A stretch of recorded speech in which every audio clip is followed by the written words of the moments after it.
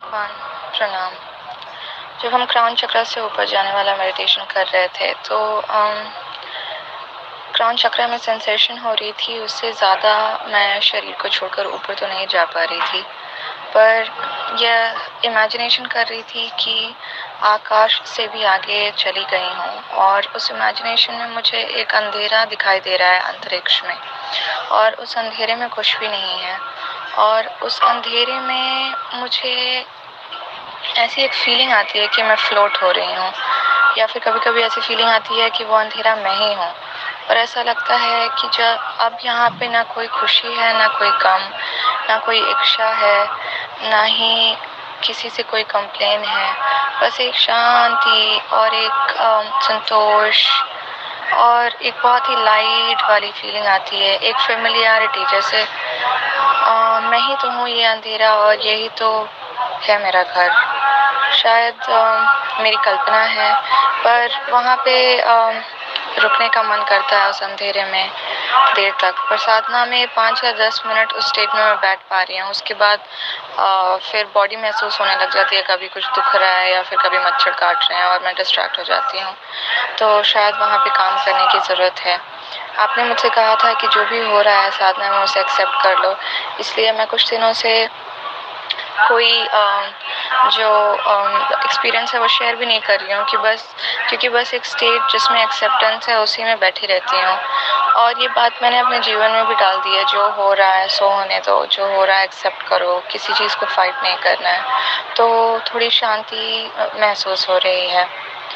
आपके physical form को miss करूँगी मैं भगवान, और आपके साथ जो एनर्जी महसूस हुई है उसको भी मिस करूँगी। पर याद रखिए शुरुआत है और शायद आपसे फिर से मुलाकात होगी। आशा करती हूँ कि जब आप बैंगलोर आएंगे तो आपसे फिर से मुलाकात होगी। आई लव यू। Thank you. प्रणाम आपको। गुरु साधना में जैसे हम साधना कर रहे हैं, शुरुआत में हमने कल्पना करी, क्योंकि सत्य महसूस नहीं हो पा रहा तो हमने कल्पना करी कि आकाश से बहुत दूर और बहुत दूर, और वो कल्पना करते करते हम एक ऐसी जगह पहुंच गए जहां हमें सिर्फ खालीपन और अंधकार दिखाई दे रहा है। और उस कल्पना में ऐसे लग रहा है कि अंधकार में ही हूं, और वो मूव हो रहा है, वो चल रहा है, और ये अंधकार में ही हूं। और कोई मतलब कि वहां पर कोई एक्साइटमेंट नहीं, कुछ भी नहीं, सिर्फ शांति और मौन, या यूं कहें कुछ भी नहीं। कल्पना करते करते ऐसा दिखा नहीं। शुरू में कल्पना करी, बाद में वो सत्य ही प्राप्त हुआ, जिस सत्य को प्राप्त करना था। गुरु तुमको जहां लेके जाना चाहता था, तुम गुरु के साथ जुड़ के जहां जाना चाहते थे, वहां गुरु तुम्हें लेके आ गया, वहां तुम आए। अब आगे की यात्रा तुम्हें स्वयं खुद करनी है। गुरु को जो करना था गुरु ने वो कर दिया। 15 दिन की साधना में गुरु तुम्हें जहां लेके आ सकता था वहां तुम्हें गुरु लेके आया।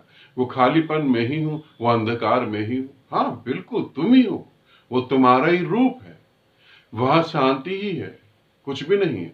वहां शांति है क्योंकि तुम परम शांति हो, और कुछ भी नहीं है। फिर कुछ एक्टिविटी के कारण मुझे बॉडी फील होने लगी और मैं डिस्कनेक्ट हो गई उससे। फिर वो चीजें नहीं बनी रह पाई। ये भी होगा, ये भी सत्य है। अब ये कैसे कंटिन्यू बना रहे, इसके लिए क्या कर सकते हैं? इसके लिए दो ही उपाय हैं इस पृथ्वी पर, या अनंत अनंत पृथ्वियों पर सिर्फ दो ही उपाय हैं। पहला उपाय तो ये है कि रोज 2 घंटे 3 घंटे बैठो, जितना डूब सकते हो डूबो। किसी दिन किसी समय कभी ऐसा होगा कि पूरी तरह डूब जाओगे। कब होगा वो तो पता नहीं। 1 साल लग सकता है, बुद्ध को 6 साल लगे, महावीर को 12 साल लगे, कृष्ण को 48 घंटे लगे। कितने समय में हो सकता है वो कुछ निर्धारित नहीं। एक उपाय ये है जो कठिन लग सकता है या सरल लग सकता है। दूसरा उपाय है फिर अपने जीवन को गुरु के जीवन के साथ पूरी तरह जोड़ दो। गुरु जिस ऊर्जा में बह रहा है, एक बहुत बड़ा फ्लो, वो तुम्हारे विचारों को एकदम उखाड़ कर फेंक देगा, और उस फ्लो में तुम एक हो जाओगे। एक ही दूसरा उपाय है, ये भी सरल नहीं है, बहुत कठिन है। क्योंकि गुरु की चोट, जब गुरु तुम्हें चोट करेगा तो कोई कोई बर्दाश्त कर पाता है, सब भाग जाते हैं। फिर दूसरा तुमने बोला कि साधना में जो आपने बताया कि सब स्वीकार कर लो, तो मैं वो स्वीकार कर रही हूं और मैं अपने जीवन में भी इसी को ढाल रही हूं। मेरी प्यारी सोनम, इसे अच्छे से समझो। मैं जो वो कह रहा हूं वो सिद्धांत नहीं है, मैं सिद्धांतिक बातें नहीं कर रहा हूं। जो मैं कह रहा हूं वो नियम नहीं है। सब कुछ स्वीकार कर लो, ये मेरा स्वभाव है। आज ये मेरा स्वभाव है कि सब कुछ स्वीकार कर लूं, क्योंकि सभी कुछ मेरे में ही तो है, मैं ही तो सब कुछ हूं। मैं अपने को ही तो स्वीकार कर रहा हूं, ये मेरा स्वभाव है। तुम्हारे लिए सिद्धांत हो सकता है, मगर जैसे तुम इसे सिद्धांत और नियम के तौर पे समझोगे तो तुम अपने ऊपर थोप लोगे, और थोपी हुई चीज कभी तुम्हें गति नहीं देगी। कल को जीवन में कुछ बुरा हुआ, तुमने कहा गुरुदेव ने कहा था सब स्वीकार कर लो, तो स्वीकार कर लिया। शांति है, किसी चीज से फाइट नहीं करनी। मैं अपनी साधना के समय की बात बता रहा हूं, मैं तुम्हें अपने दोनों रूप दिखा रहा हूं। मैं आज कह रहा हूं सब कुछ स्वीकार कर लो, सब कुछ स्वीकार हो रहा है। और एक समय मैं साधना कर रहा था, मैंने अपने गुरु से पूछा कि इस विधि से कैसे क्या चीज घटित होगी, क्योंकि विधि करते करते मेरे को 5-6 दिन हो गए हैं। अब कुछ घटित नहीं हो रहा, तो क्या करूं कि घटित हो, कुछ पता तो लगे। गुरुदेव मुस्कुराए, उन्होंने कहा करो करो। मैंने कहा ठीक है, करा। 4-5 घंटे बैठा, मगर कुछ नहीं हुआ। दूसरे दिन गुरु से मुलाकात हुई, मैंने बोला कि गुरुदेव मुझसे कहीं गलती हो रही है, कुछ भी नहीं हुआ। गुरु ने कहा हाँ, मुस्कुराए, उन्होंने सर पर हाथ फेरा, करो करो। तीसरी बार भी करो करो, होगा होगा।